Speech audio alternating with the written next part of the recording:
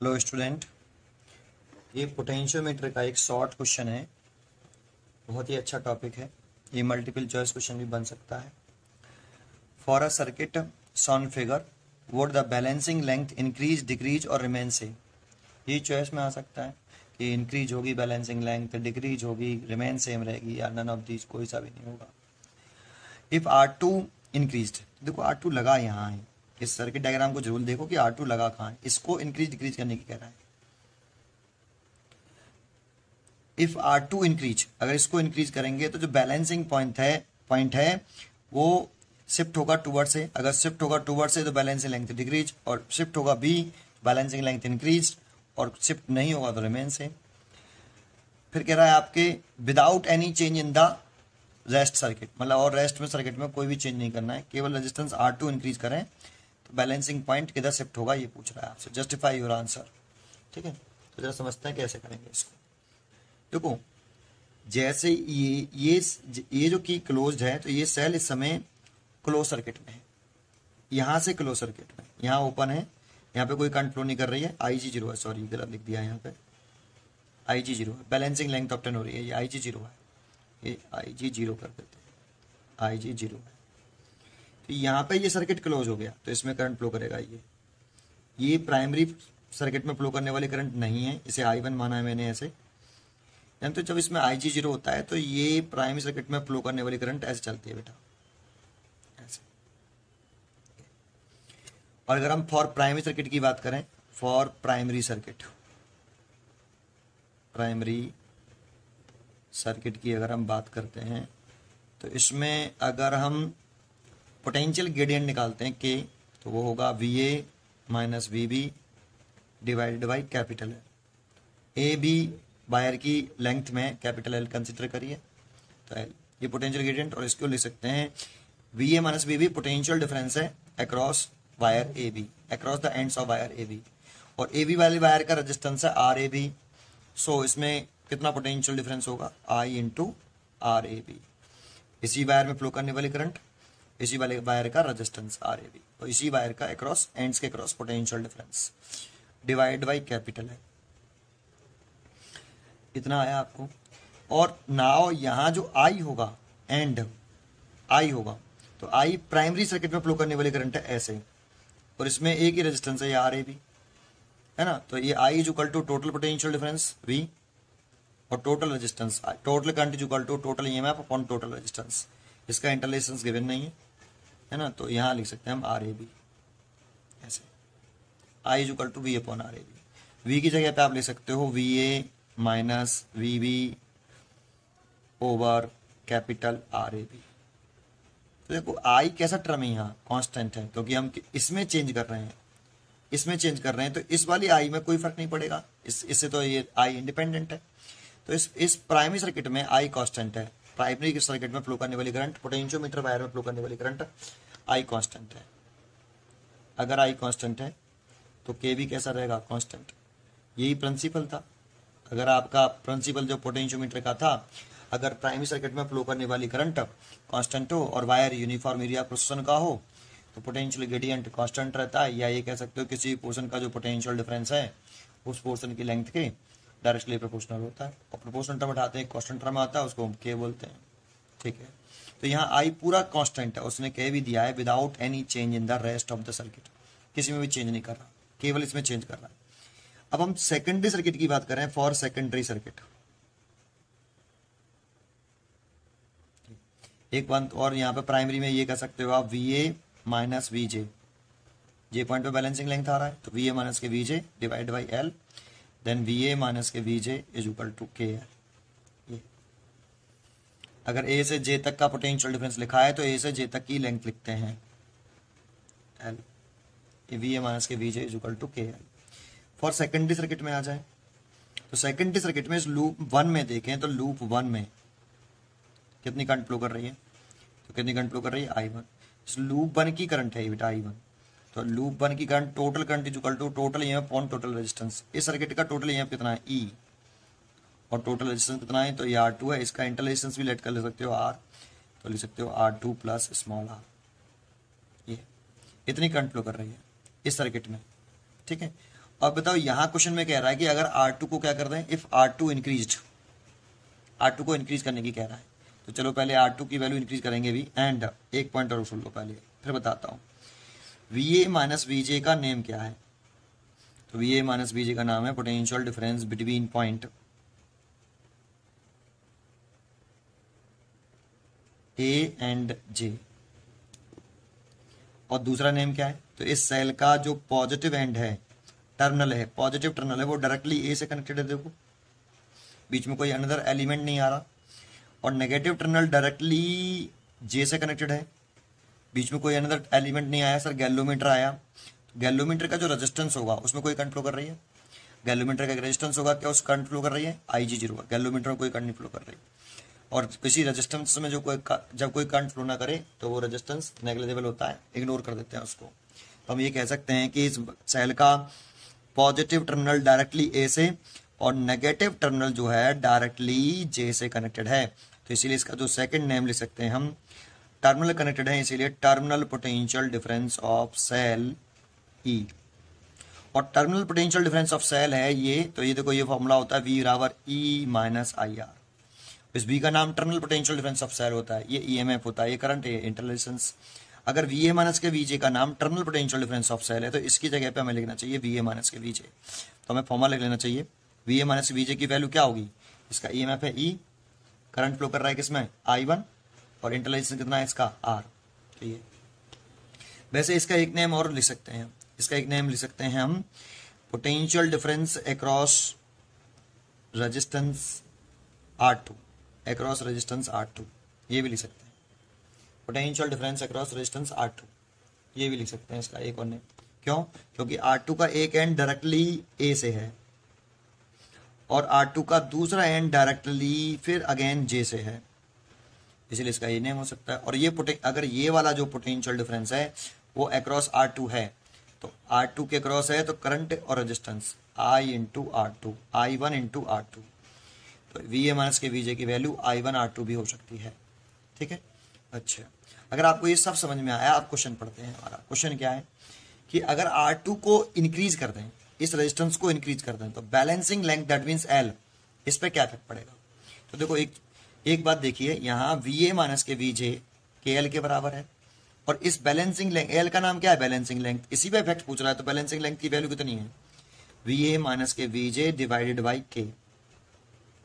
अब देखो K तो कांस्टेंट टर्म हो गया, अभी मैंने ऊपर बताया कि प्राइमरी सर्किट में कोई चेंज नहीं कर रहा, और K की वैल्यू इस करंट पर डिपेंड करती है, इस वाली करंट पर, प्राइमरी सर्किट में फ्लो करने वाली करंट पर, ना कि इस पर डिपेंड नहीं करती बेटा, इस पर करती है। और इस पर करती है तो उसमें तो कोई चेंज कर ही नहीं रही। तो पोटेंशियल ग्रेडियंट एक कांस्टेंट टर्म है। अगर पोटेंशियल ग्रेडियंट अगर एक कांस्टेंट टर्म है तो ये तो कांस्टेंट है बेटा यहाँ। अब VA माइनस के VJ की जो वैल्यू है उस पर देखते हैं। तो देखो R2 इंक्रीज करेंगे, अगर हम R2 इंक्रीज करेंगे, अगर हमने R2 इंक्रीज किया तो ये I1 दैट मीन्स इस सर्किट में फ्लो करने वाली करंट है वो डिक्रीज हो जाएगी। और इस फॉर्मूले का कंसेप्ट आपको मालूम हो, V बराबर E माइनस IR। ये अगर ये करंट डिक्रीज हो रही है, ये करंट अगर डिक्रीज हो रही है तो ये क्या होता है? देखो अगर ये करंट डिक्रीज होगी तो ये पूरा फैक्टर भी डिक्रीज होगा, और ये डिक्रीज होगा तो E में से ये वाला पूरा फैक्टर घटाएंगे, डिक्रीज वैल्यू कम वैल्यू घटाएंगे, तो ये क्या हो जाएगा? इंक्रीज। तो अगर करंट डिक्रीज करते हैं तो ये पूरा फैक्टर, जिसे पोटेंशियल ड्रॉप अक्रॉस इंटरलेशंस बोलते हैं, ये भी डिक्रीज, और ये डिक्रीज तो E में से ज्यादा कम वैल्यू घटाएंगे तो V कैसा? इंक्रीज। तो I increase decrease, V increase. तो वही सेंटेंस आप यहाँ पे बोल सकते हो। देखो ये लिख रहे हो आप, VA माइनस के VJ, VA माइनस के VJ is equal to VA minus के VJ is equal to E minus I1R। और रेजिस्टेंस R2 आप इंक्रीज कर रहे हो, तो R2 इंक्रीज करने से करंट I1 डिक्रीज हुआ, और I1 अगर डिक्रीज हुआ, ये अगर डिक्रीज हुआ तो ये क्या होगा? ये क्या होगा? ये इंक्रीज हो जाएगा। और अगर ये इंक्रीज हुआ, देखो VA माइनस के VJ इंक्रीज हुआ, तो बैलेंसिंग लेंथ भी क्या होगी? इंक्रीज हो जाएगी। बैलेंसिंग लेंथ इंक्रीज हो जाएगी। तो यहाँ पे बैलेंसिंग लेंथ इंक्रीज होगी, इसीलिए बैलेंसिंग पॉइंट शिफ्ट होगा टूवर्ड्स B। हम कह सकते हैं balance point toward B shift होगा, that means balancing length increase हो जाएगी। बैलेंसिंग लेंथ क्या हो जाएगी? इंक्रीज। तो इसको हम लिख कैसे सकते हैं वो मैं आपको बता देता हूँ, लिख के दिखा देता हूँ कि कैसे लिख सकते हो आप इसको। तो आप ऐसे लिख सकते हो इसको बेटा, है ना। आप लिख सकते हो when R2 is increased, when R2 is increased, the balancing length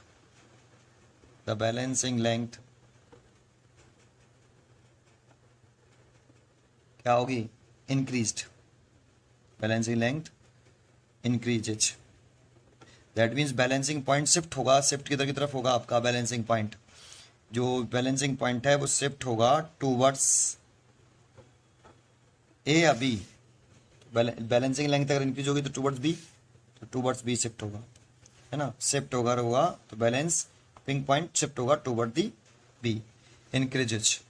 क्यों इंक्रीजेज होगा आपको बता देता हूं आगे। तो लिखेंगे कि it is because as R2 increase the current in loop 1, कितनी करंट थी I1, वो कितनी थी E/R2 + R। पोटेंशियोमीटर वाली वायर वाली करंट नहीं इंक्रीज होती है, ये वाली करंट इंक्रीज नहीं होती है, लूप 1 में फ्लो करने वाली करंट इंक्रीज होती है। R2 को इंक्रीज करेंगे तो ये I1 क्या होगा, decrease. The current in loop 1 decreases, और करंट के डिक्रीज होने से क्या होगा, दिस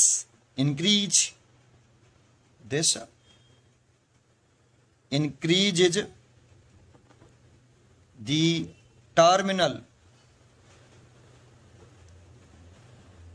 potential difference, किससे, VA माइनस के VJ is equal to E minus I1R।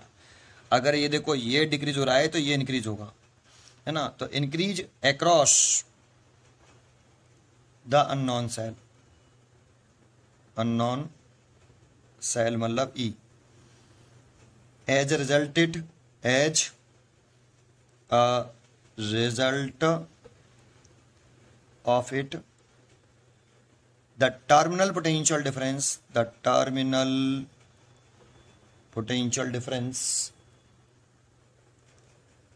of cell E will be balanced on larger length of potentiometer wire. ऐसे क्यों लिखा, क्योंकि के बैलेंसिंग लेंथ जो होती है एल वो होता है VA माइनस के VJ डिवाइड बाई के, इस वाले फॉर्मूले से, ये से यहाँ से VA माइनस के बैलेंसिंग लेंथ एल निकालेंगे तो VA minus VJ divide by के कॉन्स्टेंट टर्म में अगर ये इंक्रीज हो रहा है तो बैलेंसिंग लेंथ इंक्रीज हो जाएगी, ये इंक्रीज हो रहा है तो बैलेंसिंग लेंथ इंक्रीज होगी। तो आप ऐसे लिख सकते हो इसको। लेकिन यहाँ एक क्वेश्चन में बच्चों को कन्फ्यूजन रहता है, एक क्वेश्चन ये भी होता है इसी में कि देखो यहाँ एक क्वेश्चन ये है, यही डायग्राम मैंने बना देता हूँ कन्फ्यूजन को खत्म करने के लिए, इस ध्यान से सुन लेना जरूर। इसमें ऐसे है और ये सेल लगा दिया, ये गैल्वोमीटर है। अब यहाँ नीचे कोई सर्किट नहीं है और बैलेंसिंग लेंथ ऑब्टेन कर ली मैंने, मान लो J1 पर। ऐसे ये सेल का EMF है, इंटरलेशन है, बैलेंसिंग लेंथ ऑब्टेन हो रही है, तो बैलेंसिंग लेंथ आ रही है L। एक क्वेश्चन तो ये है। फिर वो क्या करता है, बैलेंसिंग लेंथ L पर आ गई। अब क्वेश्चन में क्या कहेगा कि यहाँ पर देखो इस वाले केस में बैलेंसिंग लेंथ L पे आई है तो E बराबर कितना रहेगा, E is equal to KL रहेगा। ऐसे E बराबर KL, तो L बराबर कितना रहेगा, L बराबर रहेगा E/K। ये फर्स्ट रह गया इस वाले केस में। अब इसमें क्या करेगा आगे कि इस जगह पर एक रेजिस्टेंस लगा देगा, जैसे R2 लगा दिया। अभी की कनेक्ट कर देगा। फिर पहले की ओपन थी, पहले तो ये कनेक्टेड ही नहीं था, लेकिन अब कनेक्ट कर रहा है बस केवल यहाँ ऐसे। इसे जैसे ही इसको कनेक्ट करेंगे तो बैलेंसिंग लेंथ किधर शिफ्ट होगी। तो ये दोनों अलग अलग क्वेश्चन है, ये अलग है और ये अलग है। इसमें ये पहले से कनेक्टेड था, फिर इसको बढ़ाने की कह रहा था रेजिस्टेंस को, तो पहले भी ये कनेक्टेड था, फिर इस रेजिस्टेंस को बढ़ा दें तो बैलेंसिंग पॉइंट किधर शिफ्ट होगा। तो एक क्वेश्चन ये है। इसमें ये पहले से कनेक्टेड था ही नहीं, तो पहले जब ये कनेक्ट नहीं था तो बैलेंसिंग लेंथ इतनी थी, लेकिन जैसे आप कनेक्ट कर देंगे तो बैलेंसिंग लेंथ किधर शिफ्ट होगा। तो अब जब बैलेंसिंग लेंथ निकालेंगे तो इस वाले केस में अब ये VA माइनस के VJ इज इक्वल टू, क्योंकि अब सर्किट क्लोज हो जाएगा ऐसे, पहले सर्किट ओपन था, जब ये सर्किट में नहीं लगा था तो ओपन सर्किट था तो ये आ रहा था, लेकिन जब जैसे सर्किट क्लोज हो जाएगा तो इसमें करंट फ्लो करेगा I1 ऐसे, और I1 फ्लो करेगा तो ये फिर दोबारा से जो आएगा वो L2 मान लेते हैं, तो L2 इज इक्वल टू जो आएगा वो VA माइनस के VJ डिवाइडेड बाई L2 रहेगा।